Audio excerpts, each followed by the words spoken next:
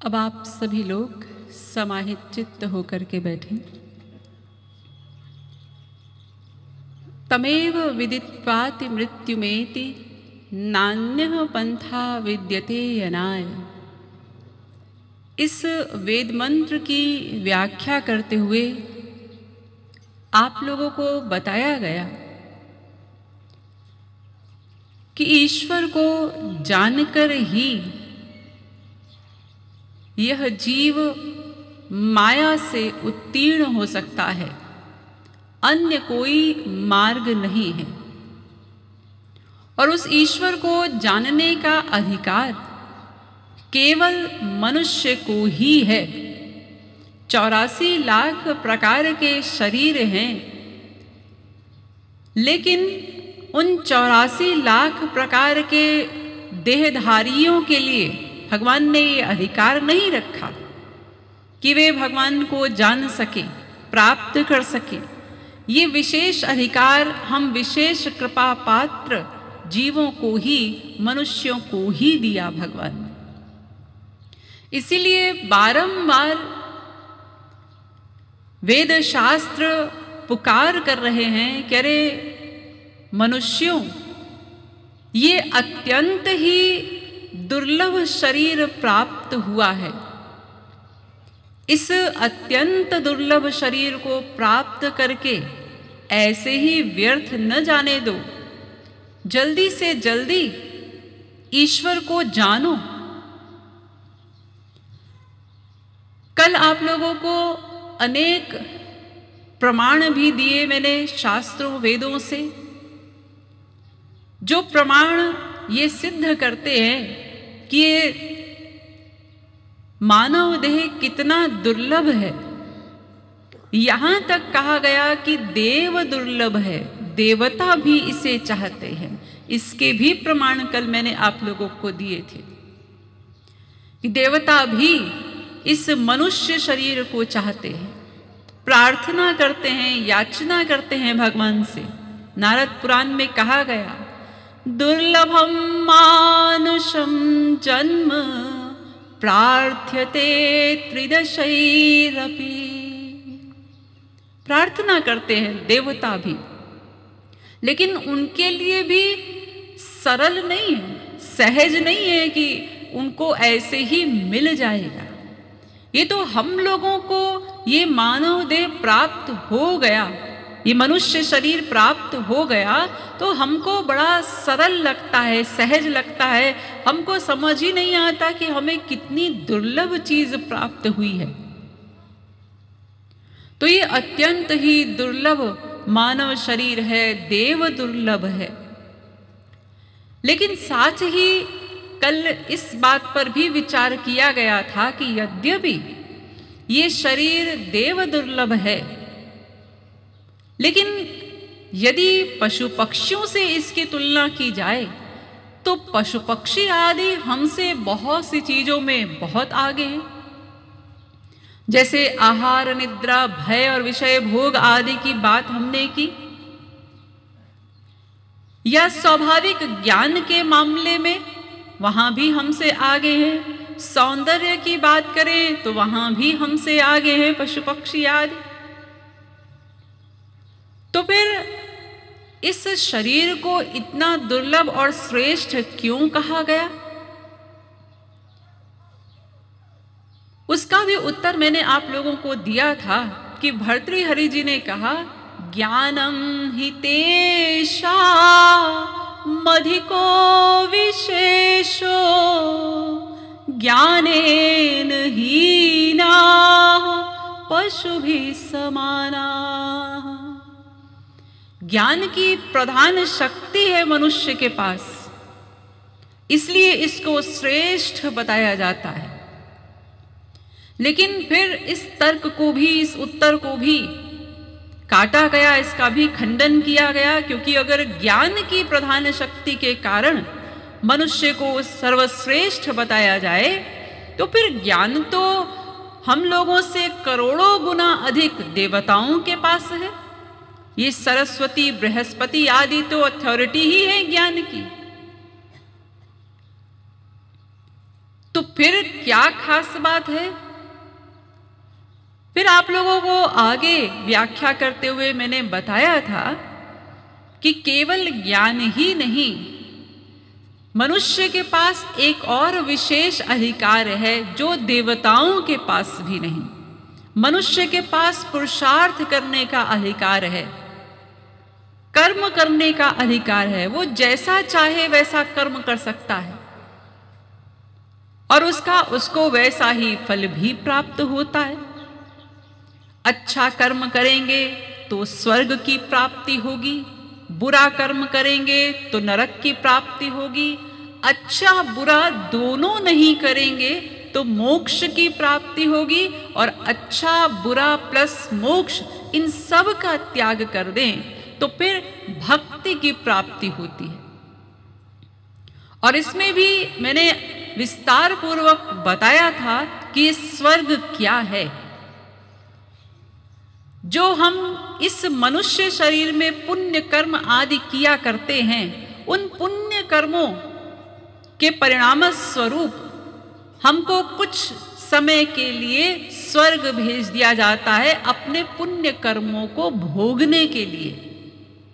और जब पुण्य कर्म भोग कर समाप्त हो गए तो वेद व्यास जी ने कहा भागवत में, यावत प्रमोदते स्वर्गे तावत पुण्यम समाप्यते। जैसे ही मनुष्य वो जीव अपने पुण्य भोग कर समाप्त कर देता है, वैसे ही उसको वापस इस मृत्युलोक में आना पड़ता है। तभी तक रह सकता है जब तक उसके पुण्य उसके साथ हैं। पुण्य समाप्त, स्वर्ग की समयावधि भी समाप्त। इसलिए हमारे वेदों ने बड़ा स्पष्ट कहा कि अरे स्वर्ग की इच्छा मत करना। स्वर्ग की इच्छा करने वाले, स्वर्ग चाहने वाले, उनको तो वेद कहता है प्रमूढ़ा। इसका भी मैंने कल आप लोगों को प्रमाण दिया था। इष्टा पूर्तम मन्यमाना वरिष्ठम नान्यत् श्रेयो वेदयन्ते प्रमूढ़ा। ये मुंडकोपनिषद कह रहा है। प्रमूढ़ होते हैं, घोर मूर्ख होते हैं वे लोग जो स्वर्ग की कामना करते हैं। तो हमको तो उससे बहुत ऊंची चीज मिली है। इसलिए ये जो देव दुर्लभ सर्वश्रेष्ठ मनुष्य शरीर प्राप्त हुआ है, ये एकमात्र साधन है भगवान को जान लेने का, उन्हें पा लेने का। ये दोनों विशेषताएं जो भगवान को जानने और उन्हें पाने के लिए आवश्यक हैं, एक ज्ञान की प्रधान शक्ति होना और दूसरा पुरुषार्थ का, कर्म का अधिकार होना, ये दोनों चीजें केवल मनुष्य के पास हैं। ये दोनों विशेषताएं केवल मनुष्य के पास हैं। इसलिए जब सब बनाव बन गया, सारा संयोग बन गया, अब इसके बाद भी यदि हम लोग एफर्ट ना करें, भक्ति ना करें, भगवान को जानने का प्रयास न करें, तो फिर क्या होगा? तो आदि जगत गुरु श्री शंकराचार्य जी ने बताया कि क्या होगा फिर। पुनरपि जननम पुनरपि मरणम पुनरपि जननी जठरे शयनम इह संसारे खलु दुस्तारे कृपया पाहि पाहि मुरारे भज गोविंदम भज गोविंदम गोविंदम भज मूढ़मते। यानी क्या परिणाम होगा हमारा? पैदा हो, पुनरपि जननम, फिर पुनरपि मरणम। पैदा हो, मरो, फिर मरने के बाद क्या? फिर मां के पेट में उल्टे टंगो, फिर पैदा हो, फिर मरो, फिर मां के पेट में उल्टे टंगो। और हर बार मनुष्य रूपी मां नहीं मिलेगी, कुकरी शुकरी के पेट में उल्टा टंगना होगा, ये परिणाम होगा। और मां के गर्भ में जब बच्चा रहता है 9 महीने तक, उसे कितना कष्ट होता है, वो कष्ट हम सब लोगों को मिल चुका है। अब हम लोगों को याद नहीं है, वो अलग बात है, लेकिन वो कष्ट हम सबने भोगा है। अगर थोड़ा याद करें तो सोचिए कि कितना कोमल शरीर होता है जो नवजात शिशु होता है, और वो मां के गर्भ में भीतर हमारा ये जो शरीर है, भीतर इसके कितनी गंदगी भरी हुई है। ये जो चमड़ा लगा हुआ है, इसकी वजह से सब ढका रहता है, तो हम अपने अहंकार में फूले रहते हैं, हम कितने सुंदर हैं, कितने साफ सुथरे हैं। थोड़ा सा ये हटा दिया जाए तो फिर अपना ही शरीर यदि खुल जाए तो हम देख करके उल्टी कर दें, ऐसी गंदगी भरी है इस शरीर में। लेकिन उस गंदगी में वो बच्चा उल्टा टंगा रहता है, सोचिए उस समय उसको कितना कष्ट होता होगा। इसलिए उस अवस्था में वो जीव भगवान से प्रार्थना करता है कि हमें निकालिए इस कष्ट से। हमारे गुरुदेव ने अपने राधा गोविंद गीत ग्रंथ में लिखा, गर्भ में किए थे वादे गोविंद राधे, भक्ति ही करूंगा किंतु भूल गए वादे। उस समय जब कष्ट मिला तो भगवान से प्रार्थना की, किस कष्ट से निकालिए, मैं बस आपका भजन ही करूंगा, आपकी भक्ति ही करूंगा। लेकिन जैसे ही बाहर आए और वो माया ने अधिकार जमाया, उसके बाद सब भूल गए। और फिर ऐसे भूले कि फिर उम्र बीतती जा रही है, याद ही नहीं आ रहा है।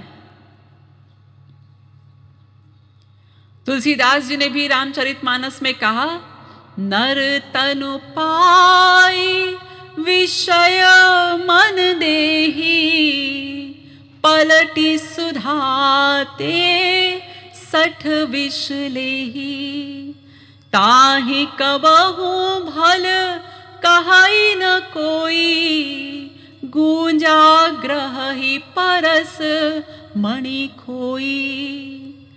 आकर 4,84,000 योनि भ्रमत यह जीव अविनाशी, फिरत सदा माया कर प्रेरा, काल कर्म स्वभाव गुण घेरा।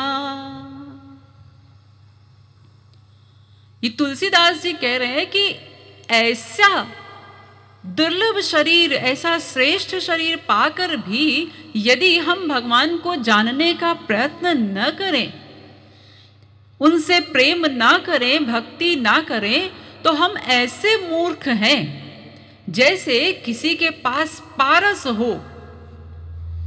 पारस जिसे लोहे से छुआ दीजिए तो लोहे को सोना बना दे। पारस किसी के पास हो और वो पारस किसको दे दे? किसी को कांच के बदले, वो कांच देखा, अरे इसमें बढ़िया चमक है, ये पारस में तो चमक ही नहीं है। वो चमक से प्रभावित हो करके कांच ले ले और पारस दे दे और उसके बाद भीख मांगा करे। तो ऐसे मनुष्य को हम क्या कहेंगे कि मूर्ख है, अरे कांच के बदले पारस दे दिया। तो बस यही मूर्खता हम लोग भी कर रहे हैं कि संसारिक विषय जो हैं ये कांच की भांति हैं, इनकी चमक धमक में खो करके हम लोग पारस को लुटाते चले जा रहे हैं। बड़े बड़े पढ़े लिखे काबिल लोग जब अपने परिवार में बैठते हैं तो आपस में बात करते हैं, अरे बेटा हमारा क्या है, हमारी तो अब उम्र हो गई, हम तो 60 साल 70 साल के हो गए, हम तो 4 दिन में चले जाएंगे, हमारी तो छुट्टी, अब तुम अपना देखो। अरे कौन सी छुट्टी? छुट्टी तो कहते हैं मुक्ति को, और मुक्ति तो ऐसे मिलेगी नहीं बिना कुछ किए। तो कौन सी छुट्टी की बात कर रहे हैं आप? इस शरीर से छुट्टी हो जाएगी, जो बड़ा भार लग रहा होगा, वास्तविक छुट्टी नहीं होने वाली। जो न तरे भव सागर, नर समाज अस पाई, सो कृत निंदक मंदमति, आत्महन गति जाई। ये तुलसीदास कह रहे हैं वो आत्म हत्यारा है, जीव अपनी आत्मा का हनन करने वाला। यानी शरीर की हत्या हो जाए तो शरीर तो और भी मिलेंगे, भगवान देंगे बिना पूछे। आप ऐतराज भी करें, अरे प्रभु नहीं, बस अब हमको 84 लाख में नहीं जाना, हमें कोई शरीर नहीं चाहिए, नहीं दिया जाएगा, आप कितना भी मना करें। तो विशेष हानि क्या है, किस चीज की है? मनुष्य शरीर की। ये नहीं मिलेगा, और शरीर मिला करेंगे लेकिन मनुष्य शरीर नहीं मिलेगा। फिर ये कुत्ता बिल्ली गधा घोड़ा आदि बन करके जब हम कहीं पर खड़े होंगे तब सोचेंगे काश मैं मनुष्य होता तो मैं ऐसा करता। और अभी जब मनुष्य शरीर मिला है तब हमारी क्या हालत है? हमारे बीच में संत महापुरुष आते हैं हमें समझाने के लिए, हमारे ही कल्याण के लिए। भला वे हमसे क्या चाहेंगे, लेकिन हम उनकी बात सुनते नहीं। वो समझा रहे हैं, अरे भाई भक्ति किया करो। अरे जी अभी हमारी उम्र ही क्या है, अभी तो हम 25 साल के हैं, तो अभी हमारी ये भक्ति वक्ति करने की उम्र नहीं है। अच्छा जी ठीक है, 40 साल के हो गए, अब तो कर लो।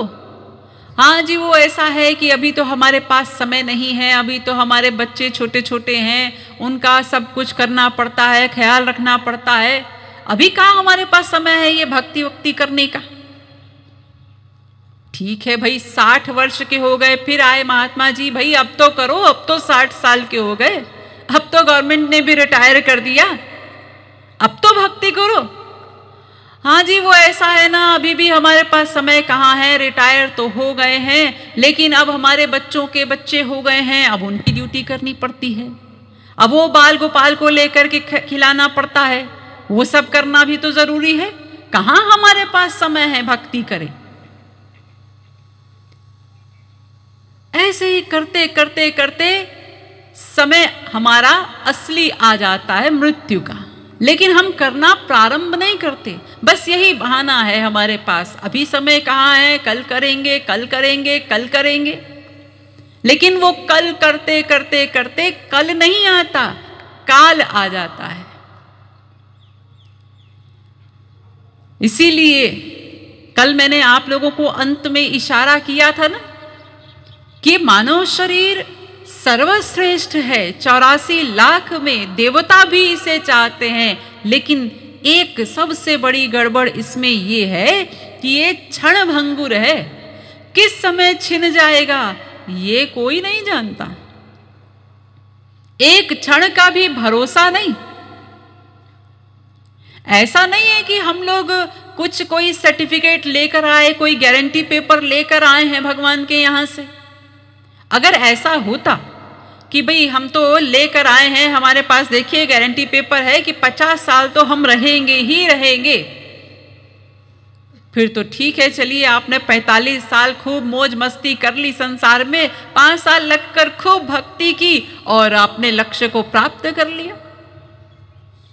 लेकिन एक क्षण का तो पता नहीं, किसी के पास कोई सर्टिफिकेट नहीं। शास्त्र कहते हैं आयुष्यम जललोल बिंदु चपलम फेनोपमं जीवितम। ये आयु ये जल के बुलबुलों की भांति है।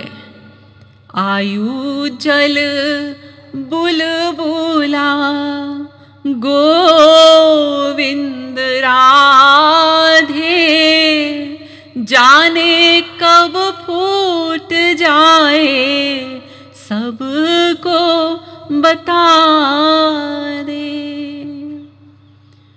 ये आयु जल के बुलबुलों की भांति है। जैसे जल में बुलबुले उठते हैं ना, तो कौन सा बुलबुला कब फूटे कौन जानता है। ऐसे ही हम लोग देखा करते हैं अपने संसार में। एक बच्चा वो मां के पेट में आया, मां के गर्भ में, वहीं मर गया। एक पैदा हुआ, पैदा होते ही मर गया। एक दिन का होते ही मर गया। एक 15 साल का होकर मर गया, कोई 40 साल का होकर के मर गया। वहां से देखते आ रहे हैं हम लोग। लेकिन फिर भी ये नहीं सोचते कि हमको भी तो मरना होगा।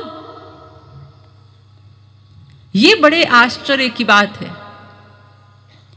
कि प्रतिदिन अपने संसार में, अपने आस पड़ोस में हम लोग देखते हैं, बात भी करते हैं।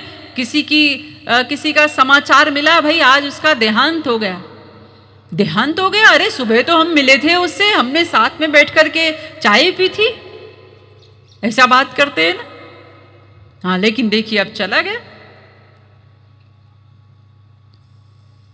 लेकिन फिर भी हम ये नहीं सोचते, हमें ये धक्का नहीं लगता कि अरे वो चला गया, सुबह तक तो स्वस्थ था, हम लोग बात कर रहे थे, तो फिर हमारा क्या ठिकाना।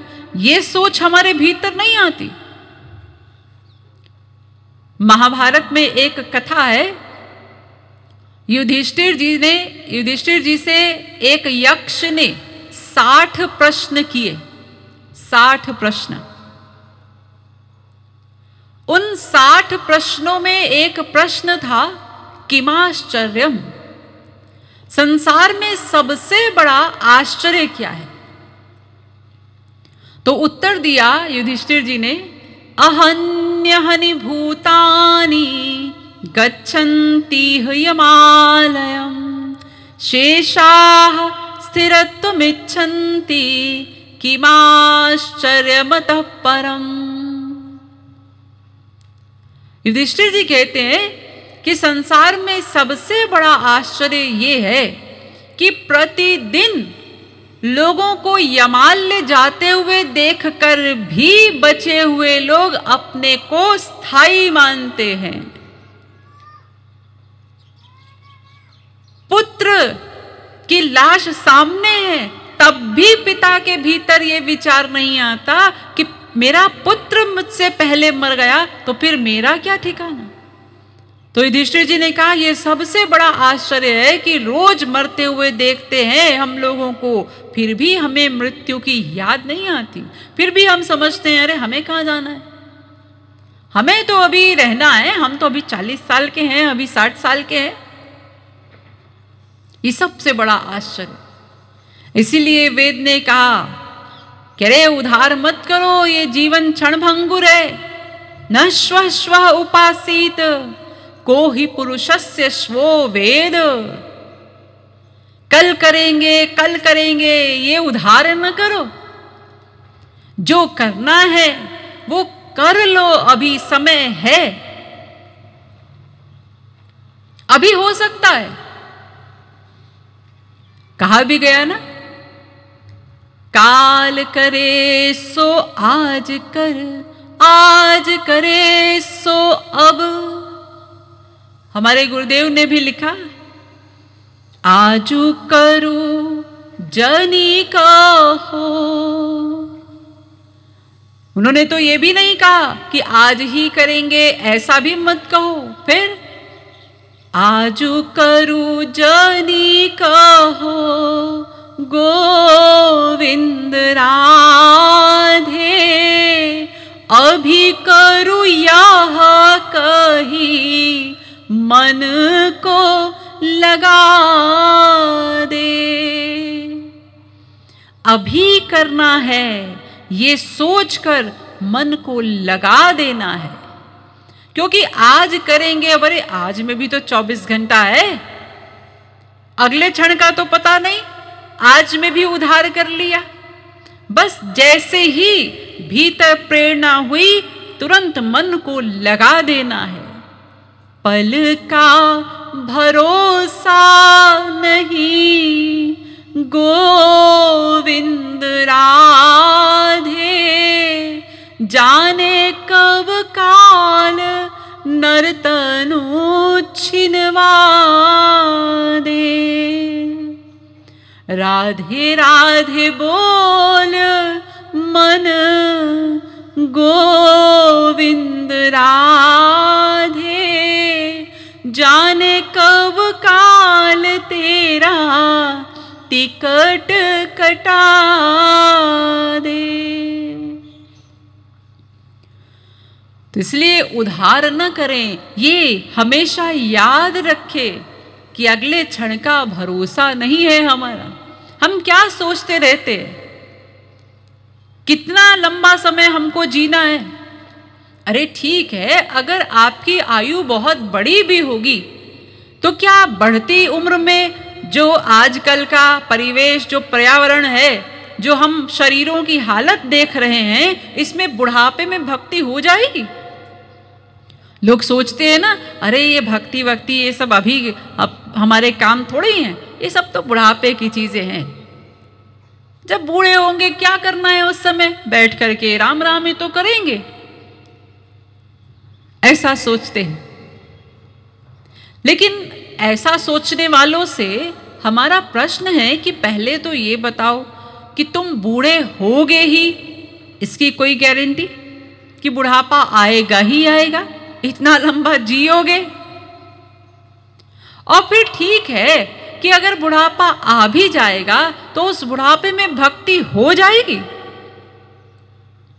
अरे जिस सांसारिक आसक्ति के कारण तुम आज उधार करते जा रहे हो कि हाँ करेंगे करेंगे करेंगे, तो क्या बुढ़ापा आने पर वो सांसारिक आसक्ति कम हो जाएगी या खत्म हो जाएगी? ऐसा तो होगा नहीं। जैसे जैसे हमारी उम्र बढ़ती जाती है, हमारी इस संसार में आसक्ति की ग्रंथियां भी उतनी ही गहरी होती जाती हैं। वो आसक्ति खत्म नहीं होती। जैसे आप लोग देखते हैं, एक पौधा होता है ना, छोटा सा होता है जब वो, तो छोटे से पौधे को आप यूं उखाड़िए और फेंक दीजिए, कोई विशेष ताकत नहीं लगती। लेकिन एक वृक्ष जब वो अपनी आयु पर आ जाता है तो कितने लोगों की मेहनत लगती है उस एक वृक्ष को काटने में, और फिर इतनी मेहनत के बाद काटा भी तो उसकी जड़ें, उसकी ग्रंथियां इतनी गहरी हैं कि वो फिर से पनप जाता है। तो ऐसे ही जब हमारी आयु छोटी है तो भक्ति करना, भगवान में मन को लगाना ये सरल है। लेकिन जैसे जैसे उम्र बढ़ती जाती है फिर तो आसक्ति भी उतनी ही गहरी होती जाती है।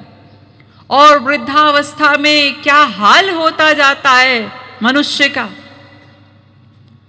शंकराचार्य जी ने लिखा, अंगम गलितम पलितम मुंडम दशन विहीनम जातम तुंडम वृद्धो याति गृहीत्वा दंडम तदपि न मुञ्चत्याशा पिंडम भज गोविंदम भज गोविंदम गोविंदम भज मूढ़मते।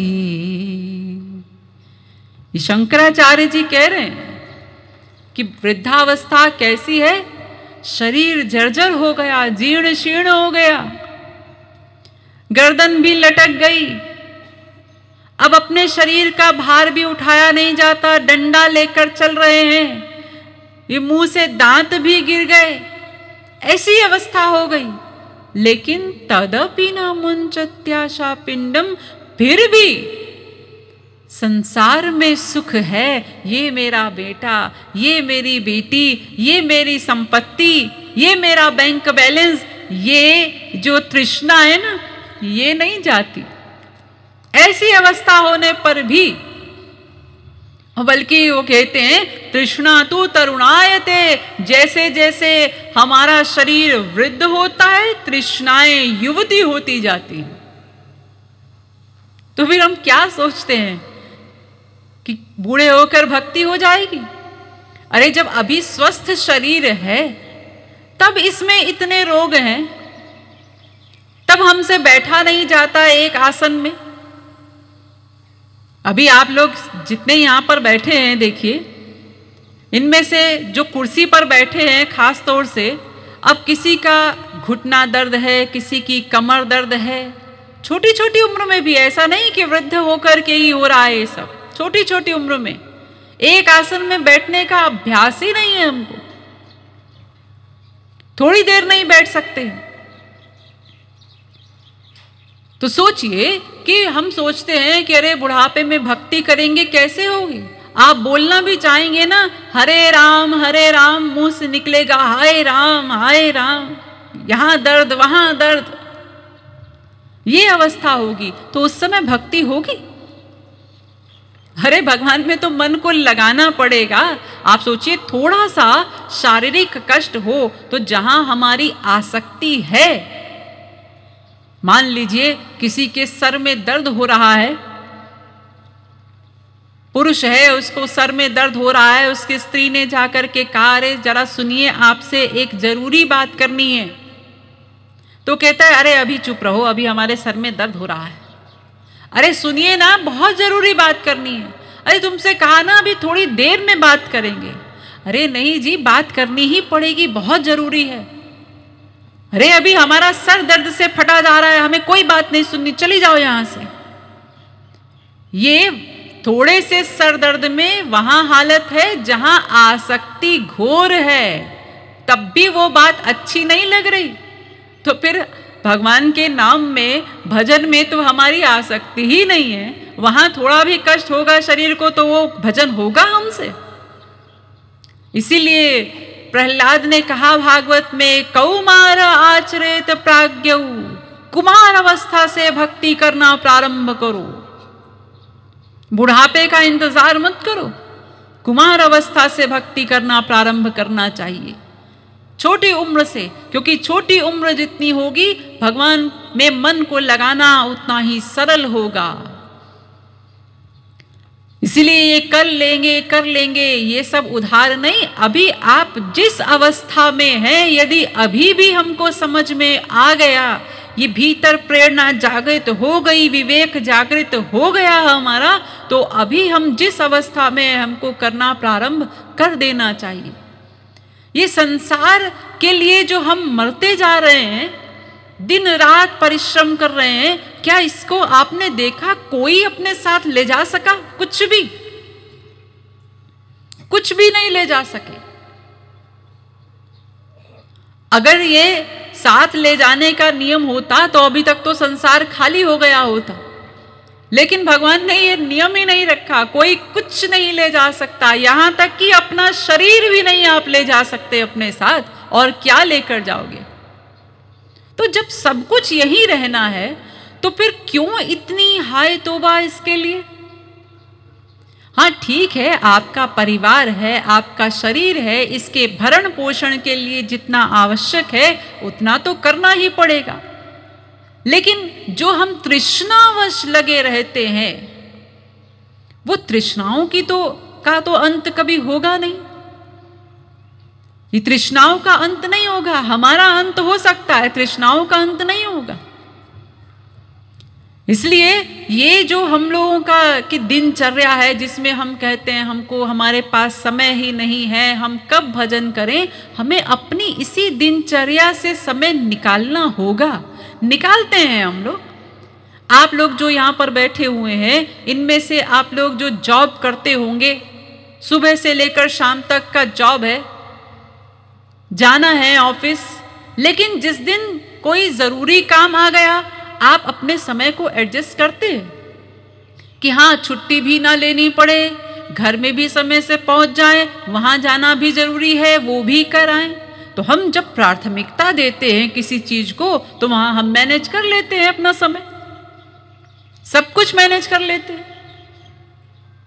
ये केवल लापरवाही होती है कि हाँ हमारे पास समय नहीं है। समय तो सबके पास बहुत है, बस समय को मैनेज करना पड़ता है। जब हम ये समझ लेंगे, इस चीज का महत्व समझ लेंगे, इंपॉर्टेंस समझ लेंगे कि अरे भजन करना तो सबसे ज्यादा आवश्यक है, क्योंकि साथ तो वही जाएगा,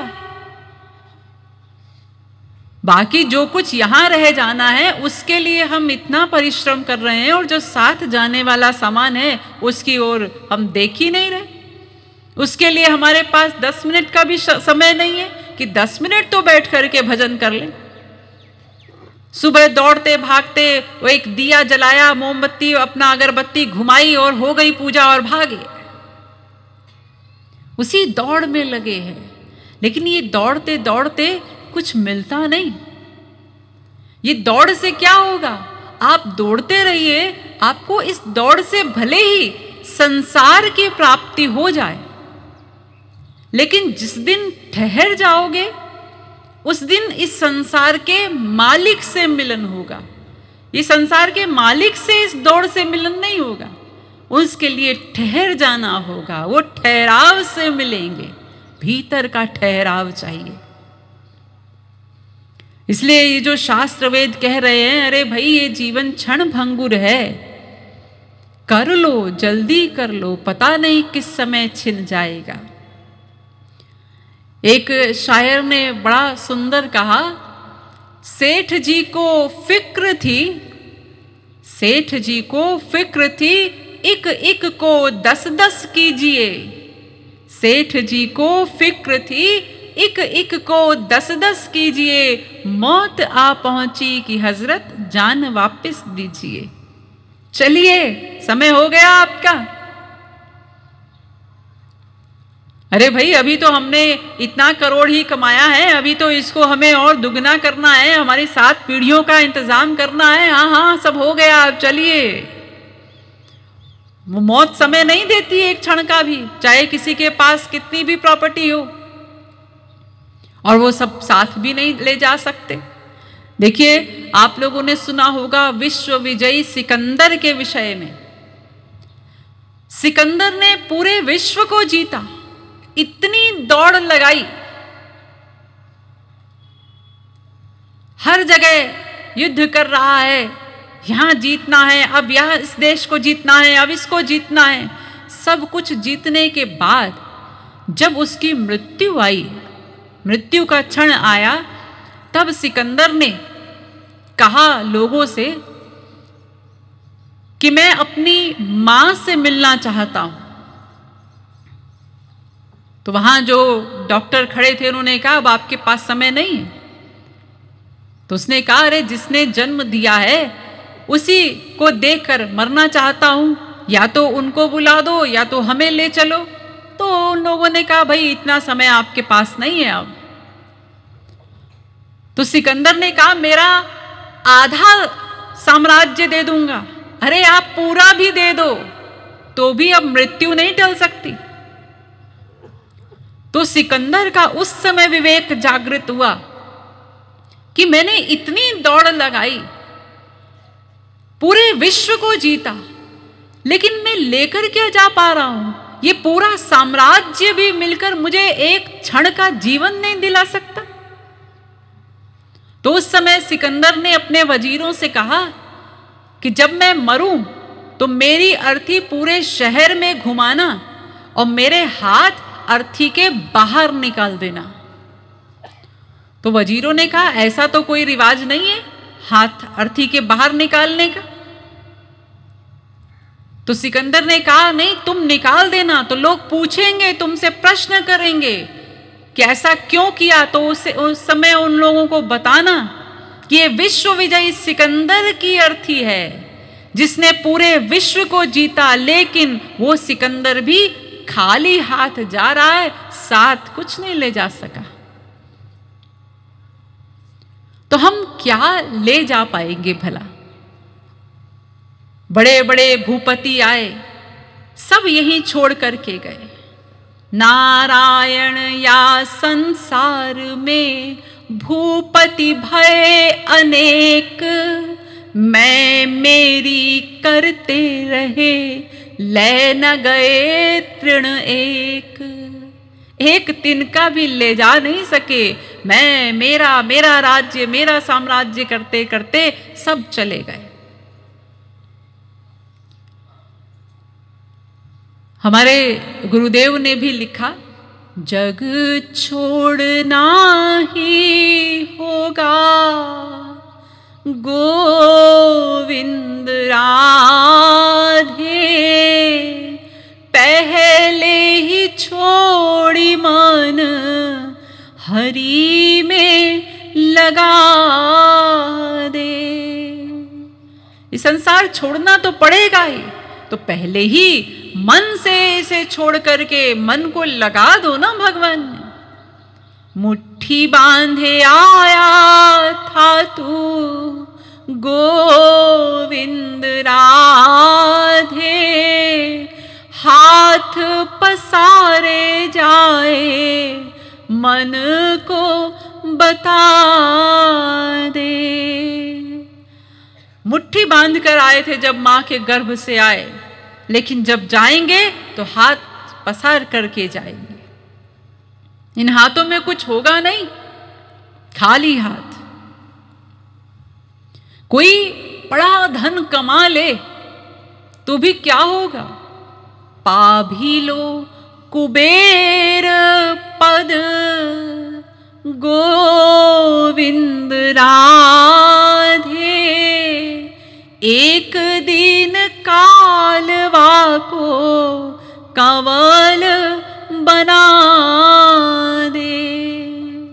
कोई कुबेर का भी पद प्राप्त कर ले तो भी एक ना एक दिन तो उसे काल का ग्रास बनना ही पड़ेगा, वो बच नहीं सकता। हम लोग इस मृत्युलोक में बैठ करके सोचते हैं कि हमारी मृत्यु नहीं होगी। मृत्यु लोक में है, ये जिस ब्रह्मांड में हम रहते हैं इसका नाम है मृत्युलोक। यहां जो भी आएगा उसकी मृत्यु होगी ही होगी। हम साधारण मनुष्य, हमारी तो होगी ही। महापुरुष भी आते हैं, उनको भी जाना पड़ता है। भगवान भी अवतार लेकर आते हैं, वे भी जाते हैं संसार छोड़कर, वे भी यहां सदा नहीं रहते। तो जब इस मृत्युलोक में हम रह रहे हैं तो मृत्यु तो होगी ही। नर की बिसात क्या है, गोविंद राधे, इंद्र को भी जाना होगा, स्वर्ग से बता दे।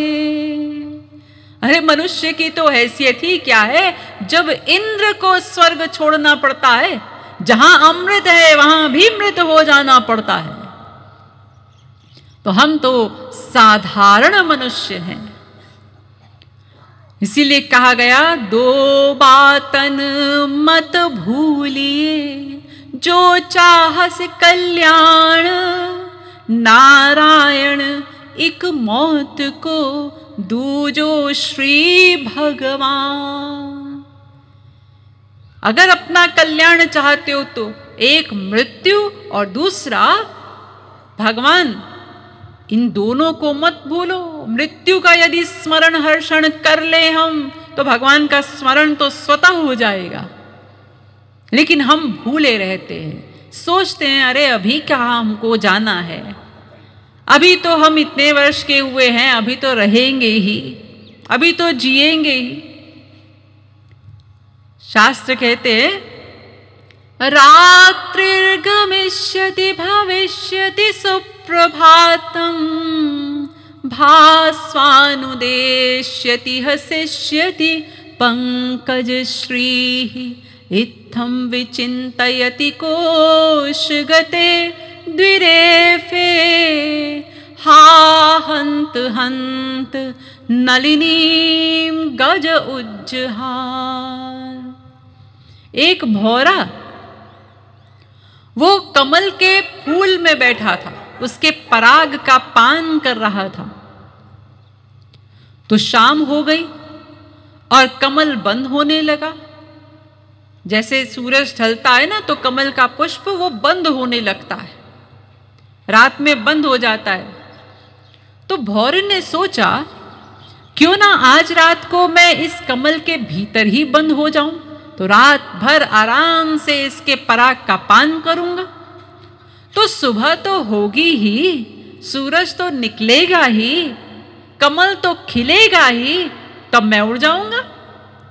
अभी ऐसा विचार कर ही रहा था कि इतने में एक हाथी आया सरोवर पर पानी पीने के लिए। उसने कमल को नाल से उखाड़ा और अपने मुंह में रख लिया, यानी वो भौरा मारा गया। बस ऐसी हालत हम लोगों की है। हम लोग भी ऐसे सोचते रहते हैं, हाँ हाँ करेंगे, बस अब ये काम निपटा लें, अब करेंगे, बस ये कर लें, अब करेंगे। एक संत एक नदी के किनारे बैठे हुए थे और नदी में जो पानी बह रहा था उसको देख रहे थे।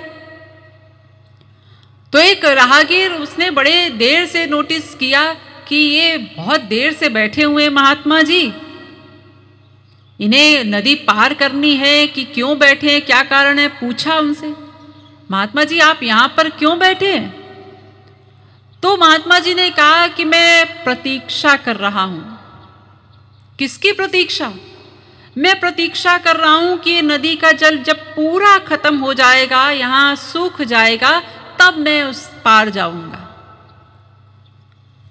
तो राहगीर कहता है, अरे महात्मा जी आप भी कमाल करते हैं, ऐसा भला कभी संभव है कि नदी का जल पूरा सूखेगा फिर आप नदी पार करेंगे? अरे आप नाव पकड़ करके जाइए या पुल पर चढ़ करके जाइए, ये कैसा आपका ज्ञान है? तो महात्मा जी ने कहा कि यही तो मैं तुम लोगों को समझाता हूं। तुम लोग सोचते हो संसार के सारे काम जब खत्म हो जाएंगे तब हम आराम से बैठकर भगवान का भजन करेंगे। अरे ये काम खत्म नहीं होंगे कभी भी, इन्हीं कामों से समय निकाल करके भजन करना होगा, काम खत्म नहीं होंगे। इसलिए हम लोगों को ये सोचना चाहिए कि ये जीवन क्षण भंगुर है, पता नहीं कल का दिन मिले ना मिले, हमें जल्दी जल्दी परिश्रम करना है, भक्ति करनी है, भगवान को जानना है, ये प्रयास करना है हमको। एक रसिक ने बड़ा सुंदर कहा है, क्षण भंगुर जीवन की कलिका, कल प्रात को जाने खिली ना खिली, मलयाचल की शीतल अरुमंद सुगंध समीर चली ना चली, यमराज कुठार लिए फिरता, तन कोमल चोट झिली ना झिली, रट लेरी रसना हरि नाम, तू अंत को जाने हिली ना हिली, रट लेरी रसना हरि नाम, तू अंत को जाने हिली ना हिली। इसलिए समय रहते जो चेत जाए उसी को समझदार कहा जाता है। समय रहते, जब समय हाथ से निकल ही जाएगा फिर हम क्या कर पाएंगे। इसीलिए ये जो उधार करने की हमारी आदत है, कल करेंगे कल करेंगे, इस आदत को हमें छोड़ना होगा। रावण ने उपदेश दिया था अपने अंतिम समय में। जब रावण मर रहा था तो भगवान राम ने लक्ष्मण से कहा, अरे लक्ष्मण, ये रावण ये बहुत बड़ा ज्ञानी है, चारों वेदों का ज्ञाता, ये जा रहा है, इससे कुछ ज्ञान ले लो। तो अपने अंतिम क्षणों में उस समय रावण ने कहा, शुभस्य शीघ्रम अशुभस्य कालहरणम। शुभ कार्य में देरी न करो, जल्दी से जल्दी कर लो, और अशुभ जो भी विचार तुम्हारे भीतर आए उसको टालते जाओ। देखो लक्ष्मण, मैंने सोचा कि मुझे स्वर्ग तक सीढ़ी बनानी है, ये शुभ विचार मेरे भीतर आया था, लेकिन मैंने सोचा हाँ ठीक है बनाएंगे, और मैंने टाल दिया। लेकिन एक अशुभ विचार मेरे भीतर आया कि सीता का हरण करना चाहिए, वो मैंने तुरंत किया, और उसका परिणाम देखो आज मैं मर रहा हूं। इसलिए ये याद रखना, शुभस्य शीघ्रम, शुभ कार्यों में देरी न करो, तुरंत करो, और अशुभ कार्यों को टालते जाओ। लेकिन हम उल्टा करते हैं, हम ये जो भक्ति करने का शुभ कार्य है इसका श्री गणेश नहीं करते, इसको टालते रहते हैं। बाकी जो सांसारिक धंधे हमारे हैं, सांसारिक कार्य हैं, उनको हम प्राथमिकता देकर पहले करते जाते हैं। तो इसलिए हमें सोचना है, समझना है कि हमें जल्दी से जल्दी आगे बढ़ना है, भगवान को जानना है। ये हमारे इस मनुष्य जीवन की सार्थकता इसी में है कि हम उन्हें जाने। अब आप लोगों के भीतर ये एक प्रश्न हो सकता है कि हम भगवान को क्यों जाने? हम अपना खा रहे हैं, पी रहे हैं, अपना कमा रहे हैं, परिवार का भरण पोषण कर रहे हैं, कल को मर जाएंगे, बात खत्म। क्यों जानना है, क्यों समझना है, क्या है हमारा उनसे संबंध, उनको जानने से क्या प्रयोजन है हमारा? हाँ, ये प्रश्न बहुत महत्वपूर्ण है, क्योंकि अगर हमारे भीतर ये प्रश्न रहा तो हम आगे बढ़ ही नहीं पाएंगे कभी। और जब हमें ये समझ में आ जाएगा कि हमें भगवान को क्यों जानना है, कितना जरूरी है उन्हें जानना, तो फिर हम लोग लग जाएंगे तेजी से। इसलिए इस प्रश्न का उत्तर तो ढूंढना पड़ेगा कि हम लोग भगवान को जो हमें जानना है उसमें हमारा प्रयोजन क्या है। वाल्मीकि रामायण में वाल्मीकि जी ने कहा, लोके नहि स विद्येत यो न राम मनुव्रतः। संसार में ऐसा कोई भी प्राणी नहीं जो राम का अनुयायी न हो, अनुव्रत न हो। ये वाल्मीकि जी कह रहे। आप कहेंगे भाई ऐसा कैसे हो सकता है? संसार में हर तरफ वैषम्य है, दिन है तो रात भी है, पाप है तो पुण्य भी है, अच्छा है बुरा भी है। एक आस्तिक है, भगवान को जानता है, समझता है, एक नास्तिक भी है। सब आस्तिक ही हो, सब भगवान के अनुयायी हो और भगवान से प्रेम ही करते हो, ऐसा कैसे हो सकता है? अब ये तो वाल्मीकि जी कह रहे हैं, भाई इतने बड़े महापुरुष जिन्होंने भगवान के अवतार के पहले ही रामायण लिख डाली, तो उनकी बात में संदेह तो नहीं कर सकते। उन्होंने किसी सिद्धांत से ही कहा होगा। और केवल वाल्मीकि जी नहीं, साथ में तुलसीदास जी ने भी इस उनके वाक्य की पुष्टि कर दी। वो तो कहते हैं कोई जीव जंतु भी नहीं है संसार में, जीव जंतुओं को भी ले लिया उन्होंने। अस को जीव जंतु जग माही, जेहि रघुनाथ प्राण प्रिय नाही। ये तुलसीदास कह रहे हैं, ऐसा कोई जीव जंतु भी नहीं जिसे रघुनाथ जी से प्रेम ना हो। तो ये क्यों कहा गया ऐसा कि सब जीव भगवान को चाह रहे हैं, सब आस्तिक हैं? जबकि हम देखते हैं भाई तमाम नास्तिक लोग हैं जो भगवान का नाम भी सुनना पसंद नहीं करते। हमारे घर में ही हमारे 4 लड़के हैं, उनमें से 2 भगवान की भक्ति करते हैं, 2 बिल्कुल नास्तिक हैं। ऐसा भी आप देखा करते हैं संसार में।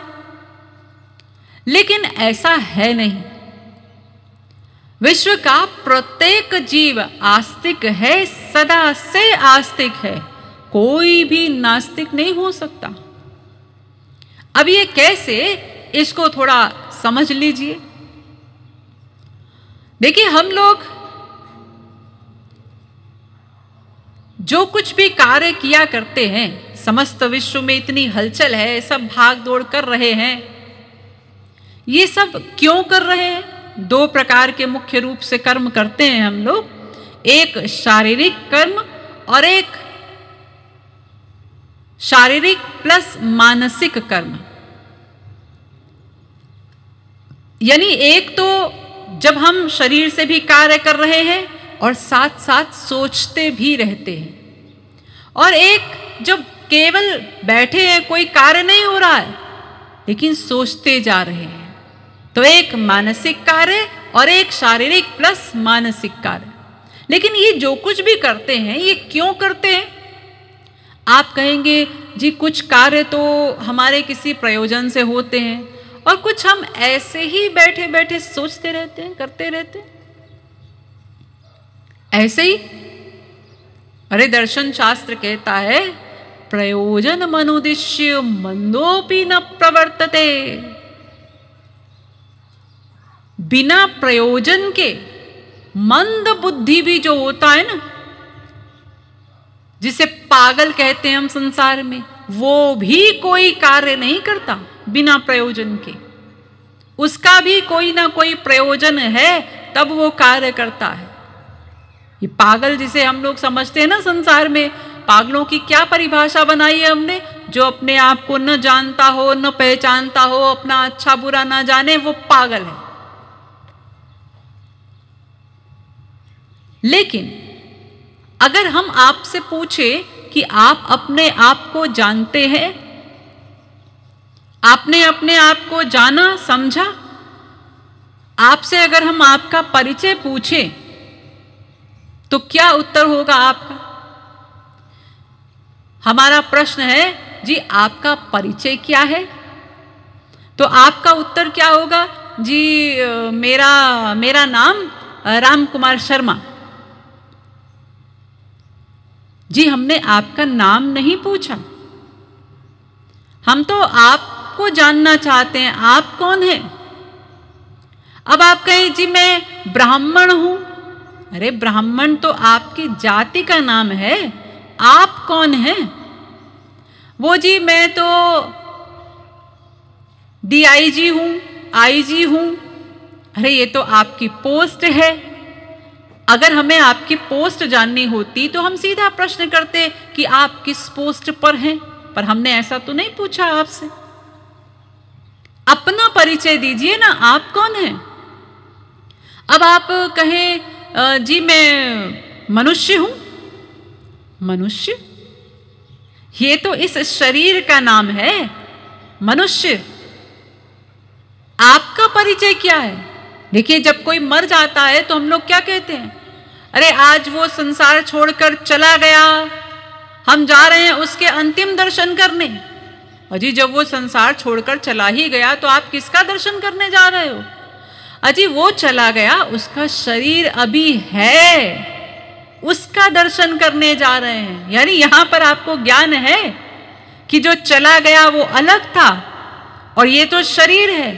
यानी वो जो रमेश मरा तो जो गया है रमेश तो वो था, ये रमेश का शरीर पड़ा हुआ है, डेड बॉडी। आप उसको देखने जा रहे हैं, तो इसका अर्थ क्या हुआ? आपका परिचय क्या हुआ फिर? अब बताइए। हाँ जी हमने भी सुना तो है, ऐसा किताबों में पढ़ा भी है कि मैं आत्मा हूं। अरे सुना है, पढ़ा है। अगर आपसे कोई पूछे आपका नाम क्या है तो आप क्या कहेंगे? हाँ जी मैंने सुना है, लोग हमको राम कहते हैं। ये कैसा परिचय हुआ? आपने क्या अपने आप को रियलाइज नहीं किया? कभी आपको ये बोध नहीं हुआ कि मैं आत्मा हूं, मैं शरीर नहीं हूं? ये फीलिंग नहीं हुई कभी? इसका अर्थ क्या?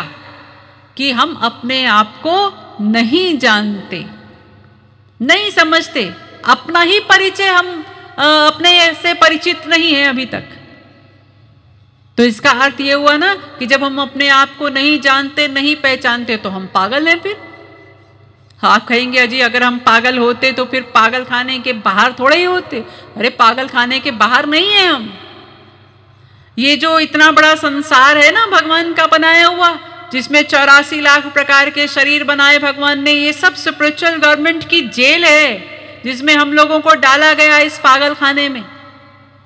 और भगवान समय समय पर अनेक डॉक्टर्स को भेजते रहते हैं, संत महात्माओं को भेजते हैं हम लोगों को समझाने के लिए, हमारी बुद्धि के इलाज के लिए। तो जो कम पागल होते हैं ना, जो बात को समझ लेते हैं, अपना ठीक ठीक इलाज कर लेते हैं, तो वो जल्दी से स्वस्थ होकर अपने वास्तविक घर भगवत धाम को पहुंच जाते हैं। और कुछ ऐसे भी पागल होते हैं जो डॉक्टर को ही मारने के लिए दौड़ते हैं, तो फिर उनका इलाज कभी नहीं हो पाता। तो हम लोग कुछ ऐसे ही पागल हैं जो अभी तक संत महापुरुष जो हमारे बीच में आते हैं ना, जो डॉक्टर बनकर के हमारे इलाज के लिए कि अपने आप को जान लो, समझ लो, लेकिन हम उनकी बात सुन ही नहीं रहे, समझ ही नहीं रहे। इसीलिए इसी पागल खाने में पड़े हुए हैं। जिस दिन समझ जाएंगे इस पागल खाने से बाहर, अपने वास्तविक घर को पहुंच जाएंगे। तो पागल से पागल भी कोई हो, मंद बुद्धि भी हो, वो भी बिना प्रयोजन के कुछ नहीं करता। देखिए 3 पर्सनालिटी हैं। एक तो मायाधीश भगवान, और उनके नीचे मायातीत महापुरुष लोग, और उनके भी नीचे हम लोग जो मायाधीन जीव हैं। हम सब मायाधीश हो, मायातीत हो, मायाधीन हो, ये सब के सब जो कुछ भी कर रहे हैं किसी ना किसी प्रयोजन से ही कर रहे हैं। और ये क्या प्रयोजन है इसका, ये जो प्रश्न है कि हम लोग क्या चाहते हैं, अगर इसका उत्तर सरस्वती बृहस्पति भी अपनी पूरी बुद्धि लगाकर लिखना चाहे तो ये ऐसा उत्तर है कि कभी समाप्त नहीं होगा। क्योंकि अनंतानंत जीव हैं, उन अनंतानंत जीवों के प्रतिक्षण बदलते कर्म है, प्रतिक्षण बदलती चाह है। जैसे अभी आप लोग यहाँ पर बैठे हुए हैं ना, अभी आपसे पूछा जाए आप क्या चाहते हैं, तो आप कहेंगे एक गिलास पानी मिल जाता तो अच्छा लगता, थोड़ा गला सूख रहा है। पानी पिला दिया जाए, फिर पूछा जाए अब क्या चाहते हैं, तो आप कहेंगे अब एक कप चाय भी मिल जाती तो एकदम हमारा दिमाग नॉर्मल हो जाता। फिर प्रवचन 2 घंटा और चले तो भी कोई बात नहीं। यानी थोड़ी देर में चाहत बदल गई। तो ऐसे ही अनंत जीव हैं, उनके प्रतिक्षण बदलते कर्म हैं, प्रतिक्षण बदलती चाहते हैं, तो कैसे उत्तर समाप्त होगा। लेकिन उन सब उत्तरों को एक जगह इकट्ठा किया जाए और उसके निष्कर्ष में जब उतरा जाए तो केवल एक शब्द का उत्तर होगा। वो क्या होगा, उसको आप लोग इस उदाहरण से समझ सकते हैं। जैसे एक बच्चा है जिसकी अभी परीक्षा हुई है, उससे पूछिए बेटा तुम क्या चाहते हो। मैं चाहता हूं कि मैं परीक्षा में पास हो जाऊं। फिर पूछिए परीक्षा में पास क्यों होना चाहते हो। इसलिए क्योंकि जब मैं ये क्लास पास करूंगा तो मुझे अगली क्लास में एडमिशन मिलेगा। अच्छा, तो अगली क्लास में एडमिशन क्यों चाहते हो। वो इसलिए कि फिर इसी प्रकार से पढ़ते पढ़ते मैं खूब पढ़ जाऊं, मेरे पास बड़ी बड़ी डिग्रियां हों। अच्छा, ये जो डिग्रियां चाहते हो ये क्यों चाहते हो। अजी फिर वो हमारे पास जब अच्छी डिग्रियां होंगी तो उसके आधार पर हमें अच्छी नौकरी मिलेगी, अच्छी जागीर मिलेगी। अच्छा, फिर ये जो नौकरी चाहते हो ये क्यों चाहते हो। अरे जब नौकरी करेंगे तो फिर उससे हमको अच्छी तलब मिलेगी, खूब पैसा मिलेगा। अच्छा, तो पैसा क्यों चाहते हो? जब पैसा होगा तो फिर उस पैसे से हम अपना मन चाहे खूब सामान खरीदेंगे, हमारे पास बड़ी गाड़ी होगी, बड़ा बंगला होगा, कोठी होगी, नौकर चाकर होंगे, सब सामान होंगे। तो ये सब जो तुम चाहते हो, कोठी बंगला गाड़ी नौकर चाकर, ये सब क्यों चाहते हो जी? जब ये सब कुछ हमारे पास होगा तो फिर इस सब से हमको सुख मिलेगा, आनंद मिलेगा, फिर हम चैन से रहेंगे। ये देखिए, ये आ गया हमारे पास फाइनल आंसर। ऐसे ही आप किसी से भी प्रश्न करके देखिए और वो जो भी उत्तर दे, आप ये क्यों चाहते हैं, इसलिए, ऐसे आगे बढ़ते जाइए, ये क्यों चाहते हैं, इसलिए, ये क्यों चाहते हैं, इसलिए, तो अंत में आप यहीं पर आएंगे, आनंद के लिए, सुख के लिए। और कोई दूसरा उत्तर नहीं मिल सकता आपको। अंत यहीं पर होगा, आनंद के लिए चाहते हैं, सुख के लिए चाहते हैं। अरे हमको क्या किसी ने सिखाया पढ़ाया? हम जब स्कूल जाते हैं तो बहुत सारी चीजें हमको सिखाई जाती हैं, पढ़ाई जाती हैं। देखो बेटा, सदा सत्य ही बोलना, झूठ का आचरण मत करना। ऐसे कभी किसी ने सिखाया हमें कि देखो आनंद ही चाहना, सुख ही चाहना, दुख को अपना लक्ष्य मत बना लेना? किसी ने नहीं सिखाया।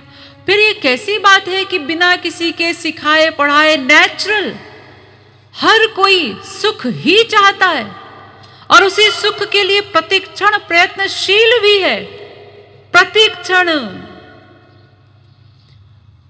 प्रतिक्षण हमारी जो भी क्रियाएं होती हैं ना, वो चाहे परस्पर विरोधी क्रियाएं हों या छोटी छोटी क्रियाएं हों, हर क्रिया के पीछे एक ही प्रयोजन होता है, सुख प्राप्ति।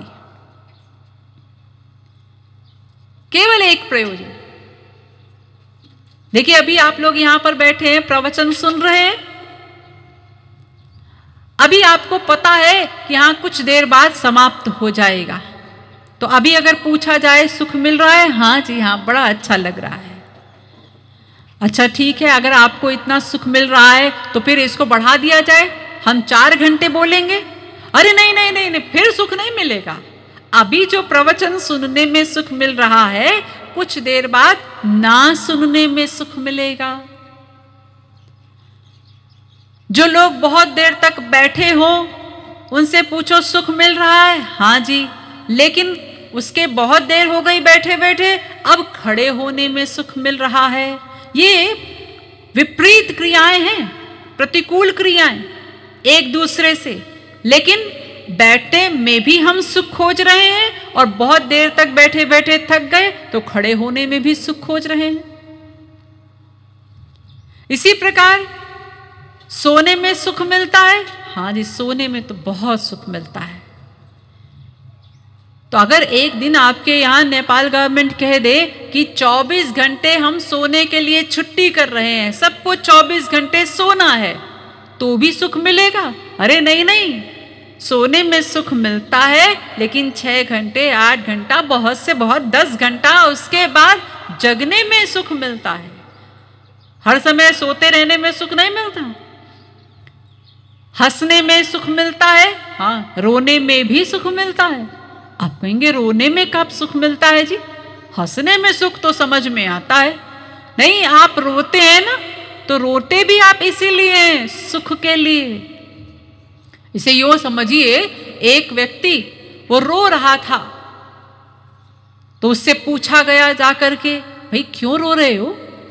वो कहता है मेरे पिताजी का देहांत हो गया, मैं उनकी लाश को लेकर श्मशान घाट गया, पीछे से मेरे घर में आग लग गई, मेरा बेटा भी मर गया, मेरा सब कुछ जल करके स्वाह हो गया। अरे जब इतना दुखों का पहाड़ तुम्हारे ऊपर टूट पड़ा, तो फिर ये एक रोने का दुख और क्यों ले रहे हो तुम? रोने से दुख मिलता है ना, ऐसा आप लोग समझते हैं। तो कहता है नहीं नहीं, ये जो इतना दुख मुझे मिला है ना, अगर मैं नहीं रोऊंगा तो मेरा हार्ट फेल हो जाएगा। रो लेने से मुझे चैन मिल रहा है। सुख मिल रहा है इसलिए मैं रो रहा हूं। तो रोने में भी सुख मिलता है। ये सब एक दूसरे की विरोधी क्रियाएं, लेकिन सब में हम लोग एक ही प्रयोजन की तरफ बढ़ रहे हैं। हर तरफ सुख प्राप्ति का उद्देश्य है। यहां तक कि बैठे भी होते हैं ना, जब तो बैठे बैठे भी क्या करते रहते हैं, थोड़ा ये पैर ऊपर किया, थोड़ा ऐसा किया, थोड़ा इधर किया। ये क्यों? एक ही तरह बैठे बैठे थक गए, अब इससे भी सुख मिल रहा है। छोटी सी क्रिया है, लेकिन क्यों कर रहे हैं? सुख के लिए कर रहे हैं। बैठे बैठे खुजा रहे हैं, खुजाने से क्या हो रहा है? सुख मिल रहा है। हर क्रिया आप केवल सुख के लिए ही कर रहे हैं, बिना किसी के सिखाए पढ़ाए। सोचिए, इतना बड़ा संसार भगवान ने बनाया जिसमें इतना वैषम्य है। किन्हीं दो लोगों की शक्ल नहीं मिलती, अक्ल कहां से मिलेगी? दो लोगों की अंगूठा छाप नहीं मिलती, एक वृक्ष की दो पत्तियां नहीं मिलती, दो फल नहीं मिलते, दो फूल नहीं मिलते। इतना वैषम्य है संसार में, लेकिन ये ऐसा विषय है कि यहां आकर सब एक मत हो जाते हैं, हमको सुख चाहिए। इससे कोई भाग नहीं सकता, कोई मुकर नहीं सकता कि नहीं हमको तो सुख नहीं चाहिए। सबको सुख चाहिए, किसी ना किसी रूप में, किसी भी कार्य से, किसी भी क्रिया से। हम चाहते क्या है? अंत में केवल सुख चाहते हैं और कुछ नहीं। तो ये सुख क्यों चाहते हैं, इसका भी उत्तर जान लेना आवश्यक है। आप लोग थोड़ा बुद्धि मेरे साथ जोड़े रहें, अपना मनोयोग मेरे साथ जोड़े रहें। थोड़ा सा गंभीर विषय है, लेकिन आप मनोयोग के साथ सुनते रहेंगे तो पूरी बात मुझे समझाने में आसानी होगी, बहुत डिटेल में नहीं जाना पड़ेगा। तो हम ये सुख क्यों चाहते हैं, आनंद क्यों चाहते हैं, इसका उत्तर जान लेना भी आवश्यक है। तो इसका उत्तर दिया वेद ने, चिन्मात्रम श्री हरेरंशम सूक्ष्ममक्षरमव्ययम् कृष्णाधीनमति प्राहुर जीवम ज्ञान गुणाश्रयम्। हम सब जीव उस भगवान के अंश हैं। अंशो नाना व्यपदेशात, उसी के साथ हमारे नाना प्रकार के संबंध हैं। वे ही हमारे हैं, वे ही हमारे अंशी हैं। इसी प्रकार गीता में भी कहा गया, ममई वांशो जीवलोके जीवभूतः सनातनः। सब जीव मेरे सनातन अंश हैं। ईश्वर अंश जीव अविनाशी, चेतन अमल सहज सुख राशि। सब जीव मेरे अंश हैं। ये सब जगह पर कहा। अमृतस्य वही पुत्रा, सब जीव मेरे पुत्र हैं, मेरी संतान है।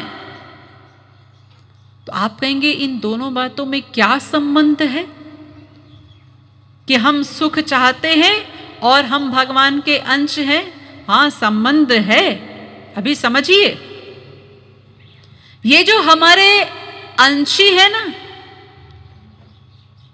इनका स्वभाव क्या है, इनको भी समझना होगा।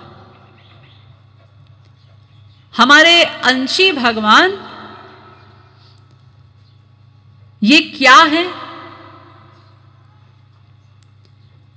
इसको समझने के लिए हम आपको ले चलते हैं तैत्तिरीय उपनिषद की भृगुवल्ली में। एक छोटी सी कथा है। भृगु ऋषि हुए, बहुत बड़े ब्रह्मज्ञानी, वरुण के पुत्र थे ये। तो ये ब्रह्म ज्ञान से पहले जब भृगु जी को ब्रह्म ज्ञान की जिज्ञासा हुई तो ये सोचने लगे कि हमें ब्रह्म को जानना चाहिए और ब्रह्म का ज्ञान तो बिना गुरु के होगा नहीं, तो किसके पास जाएं? फिर उन्होंने सोचा हमारे तो पिताजी ही ब्रह्म ज्ञानी हैं, उन्हीं के पास जाते हैं। तो गए पिताजी के पास, वरुण के पास। पिताजी हमें बताइए ब्रह्म क्या है। ब्रह्म का ज्ञान दीजिए। तो पिताजी ने कहा कि अरे देखो, ब्रह्म को जानने के लिए तुम्हें तप करना होगा। ब्रह्म कोई शब्दों का विषय नहीं है कि हम तुमको बता दें और तुम समझ जाओगे, ऐसे नहीं समझा जा सकता। तपसा ब्रह्म विजिज्ञासस्व, जाओ तप करो, तप करके ब्रह्म को जानना होगा। फिर भी पिताजी कुछ तो कहिए। तो पिताजी ने कहा, यतो वा इमानि भूतानि जायन्ते येन जातानि जीवन्ति यत् प्रयन्त्यभिसंविशन्ति। क्या अर्थ है इसका?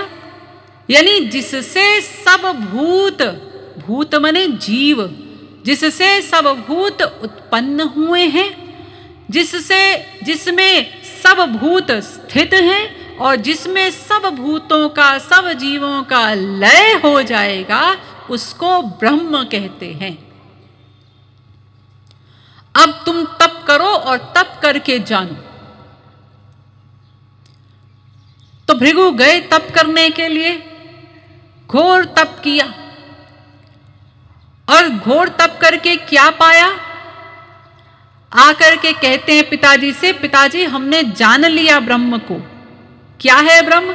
अन्नम ब्रह्मेति वेजानात, अन्न ही ब्रह्म है। आपने कहा था ना, जिससे उत्पन्न हुआ है, जिसमें स्थित है और जिसमें लय हो जाएगा। तो पिताजी, अन्न से ही सब जीवों की उत्पत्ति होती है, अन्न खाकर ही सब जीवित रहते हैं और मरने के बाद अन्नमय पृथ्वी में ही लय हो जाता है, इसीलिए अन्न ही ब्रह्म है।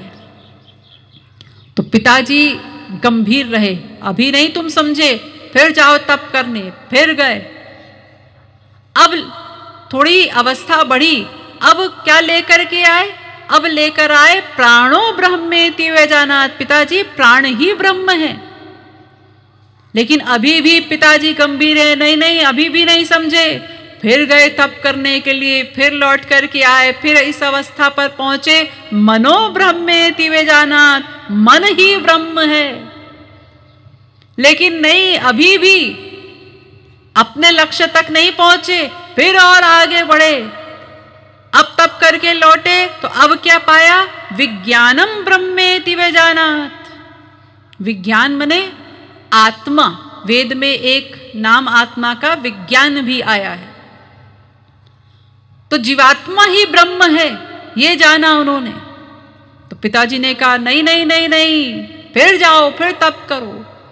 अब की बार जब तप करके लौटे तो अब पिताजी मुस्कुराए, वो वरुण जो उनके पिता, अब मुस्कुराए। हाँ बेटा, अब समझे। क्या समझे? आनंदो ब्रह्मेति वेजानात, आनंद ही ब्रह्म है। हाँ, अब पिताजी ने कहा, हाँ अब तुम समझ गए। इसके पहले तो तुमने अंश को अंशी मान लिया था। अरे वो जीवात्मा तो परमात्मा का अंश है, परमात्मा तो अंश ही है हमारा। तो अब तुमने समझा, आनंद ही ब्रह्म है। ये आनंद और ब्रह्म, ये दोनों जो है ना, ये पर्यायवाची शब्द हैं। पर्यायवाची यानी आप चाहे आनंद कह दीजिए, चाहे ब्रह्म कह दीजिए। इसलिए आप लोग नाम सुनते भी हैं ना भगवान का, सच्चिदानंद ब्रह्म बोला भी करते हैं, सच्चिदानंद भगवान की जय। तो ये जो सच्चिदानंद नाम है ना भगवान का, इसमें 3 नाम हैं। एक सत ब्रह्म, एक चिद ब्रह्म और एक आनंद ब्रह्म। तो सत का लय जब चित में हो जाता है तो भगवान का एक नाम रह जाता है चिदानंद। चिदानंदमय देह तुम्हारी। और चित का लय भी जब आनंद में हो जाता है तो भगवान का नाम रह जाता है आनंद ब्रह्म। इसलिए वेद कहता है आनंदो ब्रह्मेति वेजानात, वो आनंद ही ब्रह्म है। भगवान में आनंद है ऐसा नहीं। ये जो हम लोग सुना करते हैं ना कि संत महात्मा ही कहा करते हैं हम लोगों को कि अरे भगवान में आनंद है, संसार में आनंद नहीं है, ये वाक्य वास्तव में गलत है। भगवान में आनंद है, ये सही वाक्य नहीं। ये तो हम भोले संसारी जीवों को जो संसार में आसक्त हैं उनको समझाने के लिए संत महापुरुष कह दिया करते हैं कि अरे भाई संसार में आनंद नहीं है, भगवान में ही आनंद है। लेकिन ऐसा नहीं है। जैसे आप यूं समझिए, एक छोटा बच्चा वो अपने पिता से पूछे, पापा समुद्र क्या होता है? अब वो पापा जी कहते हैं, बेटा समुद्र जिसमें ढेर सारा पानी भरा होता है ना, उसको समुद्र कहते हैं। तो क्या ये सही परिभाषा है? नहीं, वो तो उस बच्चे को समझाने के लिए कहा जा रहा है कि जिसमें ढेर सारा पानी भरा होता है उसको समुद्र कहते हैं। क्योंकि अगर इसको सही माने तो इसका तो अर्थ ये हो गया कि समुद्र कोई बहुत बड़ा सा बर्तन है, उसमें ढेर सारा पानी भरा हुआ है, उसको समुद्र कहते हैं। यानी समुद्र अलग है, पानी अलग है। लेकिन ऐसा नहीं है। तो अगर भगवान में आनंद है हम ऐसा कहेंगे तो फिर आनंद कुछ अलग है और भगवान अलग है। लेकिन ये अलग अलग नहीं, भगवान ही आनंद हैं। जैसे आप लोग रसगुल्ला खाते हैं ना, तो उसमें दो चीजें होती हैं, एक छेने का गुल्ला और उसको हमने रस में डाल दिया तो वो रसगुल्ला बन गया।